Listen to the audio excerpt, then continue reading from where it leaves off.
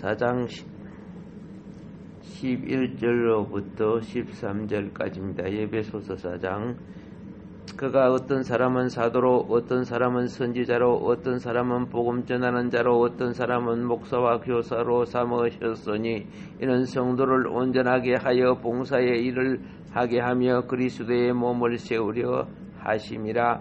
우리가 다 하나님의 아들을 믿는 것과 아는 일에 하나가 되어 온전한 사람들을 이루어 그리스도의 장성한 분량이 충만한 데까지 이르리니.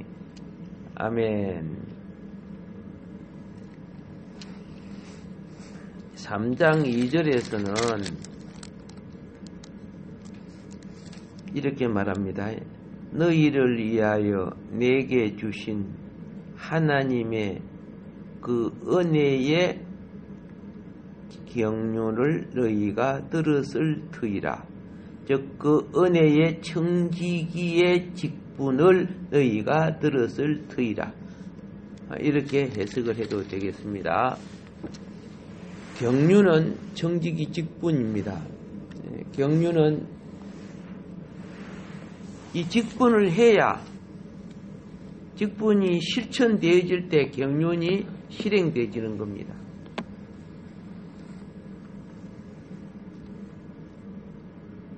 이 책을 쓰신 바울 사도님은 이 책의 말씀을, 이 편지를 보는 우리에게도 당신도 하나님의 은혜의 청지기 직분을 받았다고 말하고 있는 거예요. 청지기라는 것은 하나님의 뜻을 이루기 위하여 섬기는 자를 말하는 겁니다. 이걸 무엇으로 비유를 하냐 하면은, 비행기 타면은 그 스튜어드가 있죠. 스튜어디스. 자, 안내원이죠. 그 안내원들이 그 비행기를 타고 있는 승객들을 섬기는 분 아닙니까? 근데 아무짝나 섬깁니까?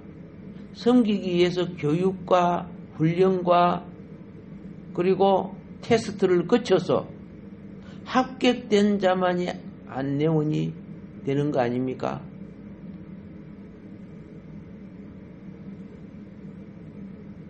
우리가 하나님 앞에 청지기, 스튜어디스가 되려고 하면은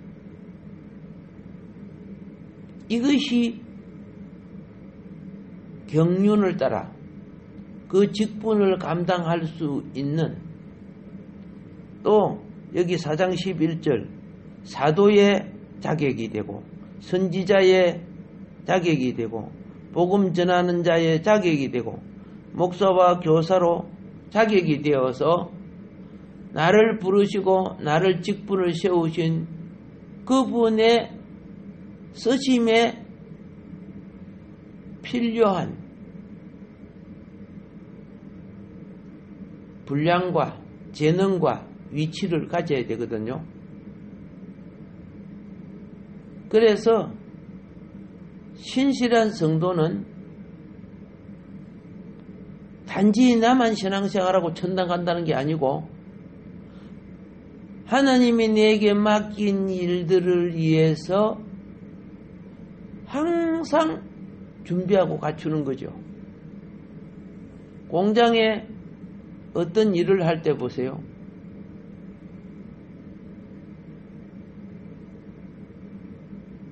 아무짝나 가서 일하는 거 아니에요.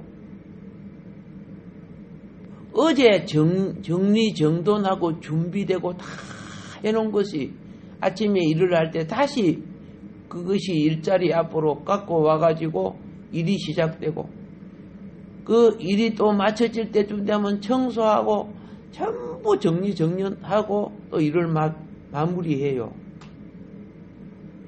교회 일도 그렇고 가정일도 그렇고 봉사일도 그래요.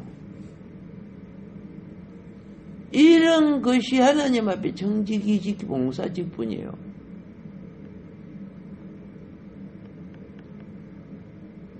자, 안내원들을, 비행기 안내원들을 스튜어드라고 하죠. 그죠? 스튜어드. 예, 우리 교회 직분자들이 다 하나님의 백성을 교회라는 비행기를 태워서 목적지에 도달하도록까지 이끄는 직분, 스튜어드십이요. 예, 직분이란 말입니다. 그래서 3장 2절에 의하면 우리 이 정직이 직분, 그죠? 하나님의 은혜의 경륜, 다른 말로 하나님의 은혜의 정직이 직분이라고 말씀하고 있습니다. 내가 구원에 들어왔다면 이미 은혜를 받은 거예요. 그 은혜는요, 은혜를 사모하는 자가 더, 사모한다는 것은 준비하고 갈고 닦고 갖추는 걸 말하는 거예요. 내가 어떤 직장에 들어가서 그 일을 하려고 하면 그 직장이 요구하는 지식, 재능, 그렇죠? 예. 그게 관한 훈련, 체험, 갖추는 거예요. 그래서 4장 이 7절에 보면은 우리 각 사람들에게 그리스도의 선물의 분량대로 은혜를 주셨나니 그래요. 분량대로. 분량이라는 것은 그릇대로. 내가 열심히 해서 큰 그릇을 만들면은 크게 쓰임 받아요. 근데 얼어갖고 장동기보다 더 작은 그릇이 되면은 작게 쓰임 받아요. 그게 분량이에요.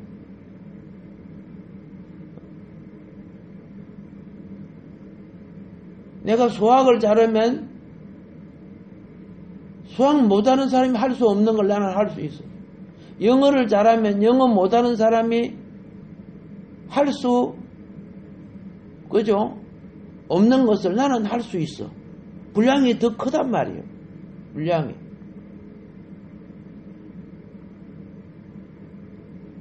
나는 바느질을 못하는데 어떤 분은 바느질을 참 잘해. 그러면 나는 못하지만 그분은 그 바느질 부분에서 나보다 더 분량이 넓은 거예요. 그래서 우리 각 사람에게 그리스도의 은사의 분량대로 은혜를 주셨다고 말씀합니다. 없는 거 가지고 봉사 못해요. 예. 내게 있는 분량을 가지고 봉사하는 거예요. 그래서 은혜를 받고 은혜를 갖추어야 됩니다. 아무리 내게 나를 좋은, 그렇죠? 자리에 앉혀놔도 그거 못하면 안 돼요. 나에게 좋은 승용차를 준들 운전 못하면 뭐 하겠습니까? 그래서 은혜의 분량이라는 것은 갖춰져서 할 수 있는 그런 만큼 주셨다는 말이에요. 그런데 자기는 갖춰지도 않고 막 온갖 홍해 바다를 가르는 능력을 주시옵시고 모세의 권능의 지팡이를 주시옵시고 갚치고 있네 진짜. 예. 내가 갖추지도 않고 말만 그래가지고 그걸 주면 하겠어요? 내게 부르도자를 주세요. 남이 집 허물겠다. 기준이 갖춰주지 않는데. 나에게 은혜 주시면 은혜를, 그죠? 사용할 수 있는 재능과 기능은 내가 훈련해야 되는 거예요. 그래서, 자, 분량만큼 청지기 직분을 갖게 된다는 것입니다. 분량만큼. 우리는 모두 다 그리스도의 몸의 사역을 위한 청지기들로 조성되어 있다는 걸 알아야 합니다. 이거는 열외가 없는 거예요. 열외가 없어요.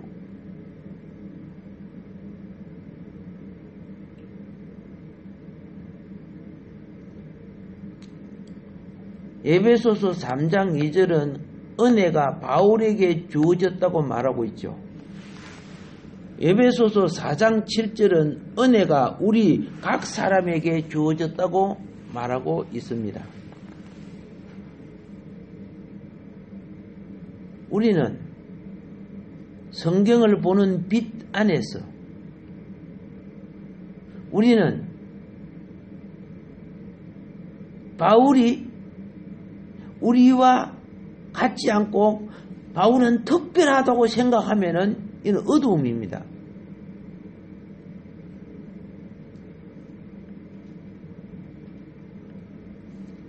왜냐하면 바울도 본인에 대해서 이 3장 8절은 이렇게 말합니다. 모든 성도 중에 지극히 작은 자보다 더 작은 나라 그랬어요. 바울이 특별하다 그렇게 안 했어요. 나는 일반 성도보다 더 작은 자야. 근데 우리의 사고방식은 바울은 특별한 은사를 받고 특별한 그저 지식의 지혜의 말씀을 다 받았다.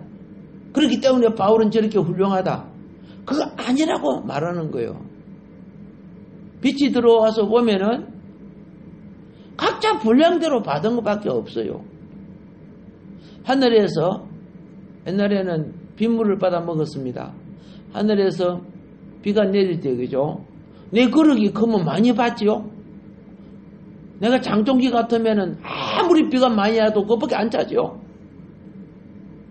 그런데 장종기 같은 사람들이 그죠? 바가지 같이 많이 받은 사람은 막 질투해요.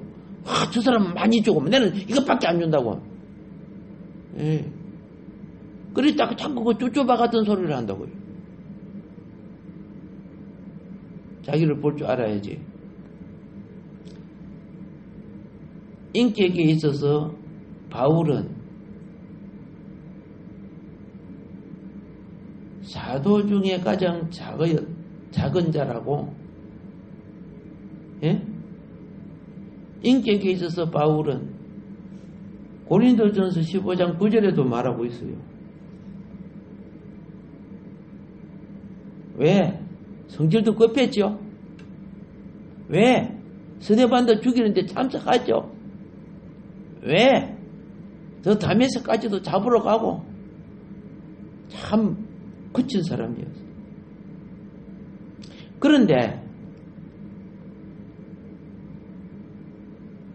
그러니까 바울은 인격에 있어서 자기는 주신 은혜대로 예수를 표현하는 그런 인격은 자기가 못됐다는 거예요.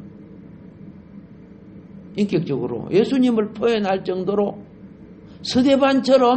서대반이라는 그 성도보다 나는 훨씬 못하다 그런 말이요. 그 당시 있었던 성도보다도. 그런데 사역에 있어서는 어떤 사도보다도 나는 뒤지지 않고 열심히 했다는 뜻이에요. 인격에 있어서는 사도보다도 성도보다도 못하다. 그런데 사역에 있어서는 열심히 했다. 어떤 성도보다 어떤 사도보다 밤에 잠을 안 자고 태장에 맞으며 강을 건너고 태풍을 맞고 감옥에 들어가고 주의 복음의 사역에 있어서는 나는 누구보다도 뒤지지 않았다. 이게 고린도후서 11장 5절과 12장 11절에서 말하고 있어요.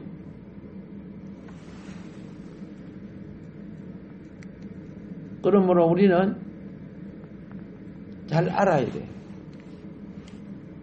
어떤 면에서 우리는 참 게으른 거야. 영적인 사역에 있어서 우리의 삶이 그죠? 삶을 살아가는데 고달프다 보니까 또 그럴 수 있어요.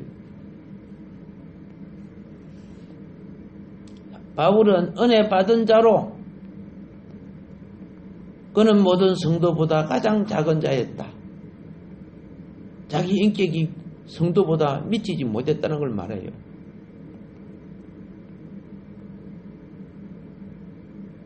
이 말은 뭐인 거 아시죠? 그럼에도 나는 하나님께 은혜를 받았다.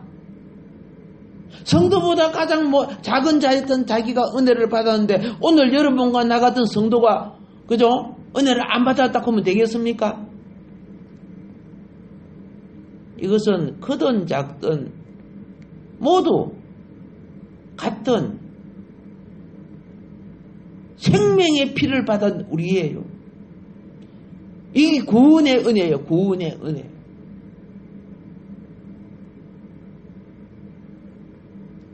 우리가 물질적으로 보면 우리 육체를 비유할 수 있죠.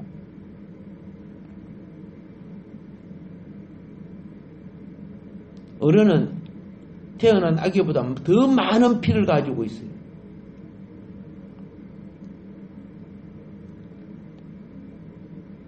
이거는 생명의 피죠.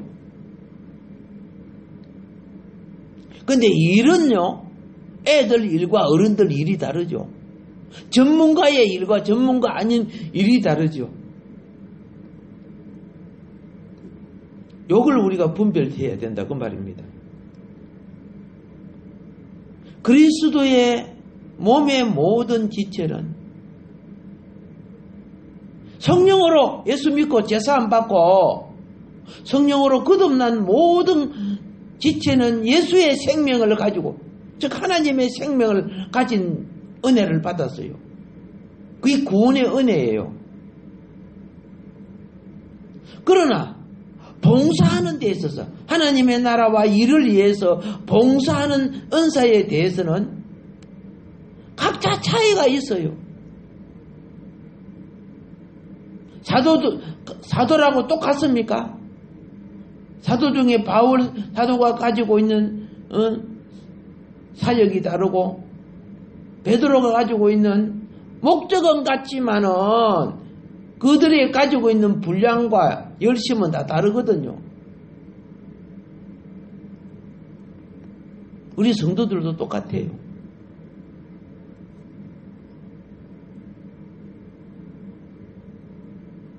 각자 따라가지 못할 기능이 있고 또 함께 공유할 수 있는 부분이 있고 그리고 하나님 앞에 책임져야 될 자기의 위치가 있는 거예요.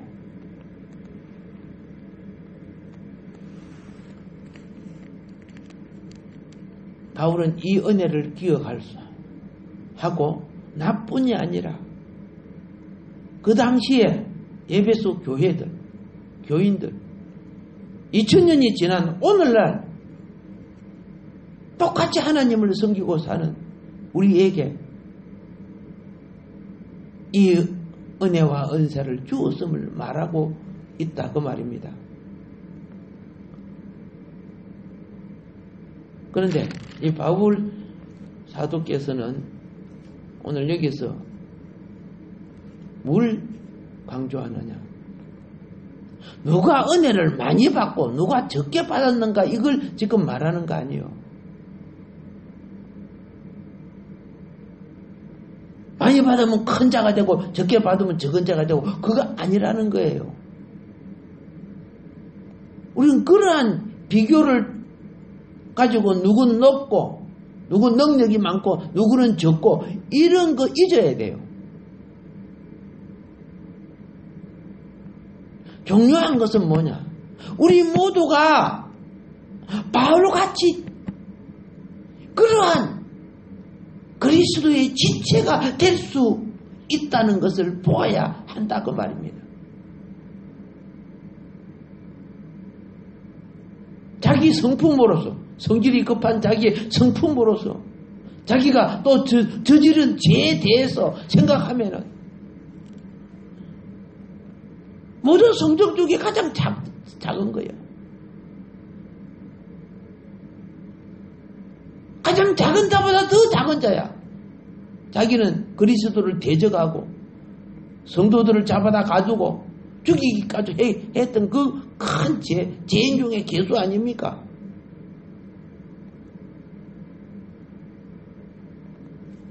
그러나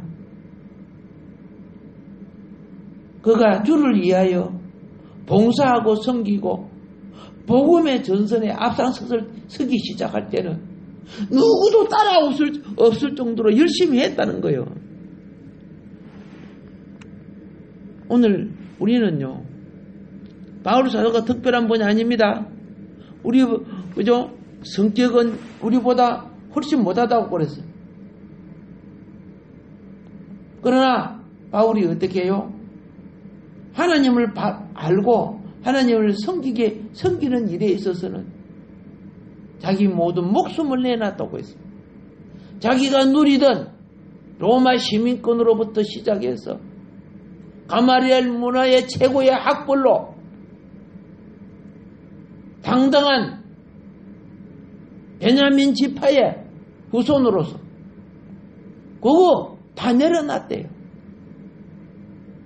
예수를 위해서. 오늘도 우리에게 주어진 크고 작은 많은 일들 잘 깨달아서 내가 안 해도 되겠지가 아니고 내가 그리스도의 지체에 하나님의 역사하심이 이 우주와 이 지구촌 위에 그리고 몸된 교회를 위해서 정말로 어떻게 행하시는가를 잘 깨달아서 생명으로서는 정결해야 됩니다. 과정으로서는 배우고 익혀야 됩니다. 사역으로서는 충성을 다해야 됩니다. 이렇게 될 때 우리에게 주어진 시간과 생명 모든 것이 보람있고 가치 있는 하늘에 속한 보배로운 면류관 받는 성도가 될 줄로 믿습니다. 오늘도 여기까지 하겠습니다.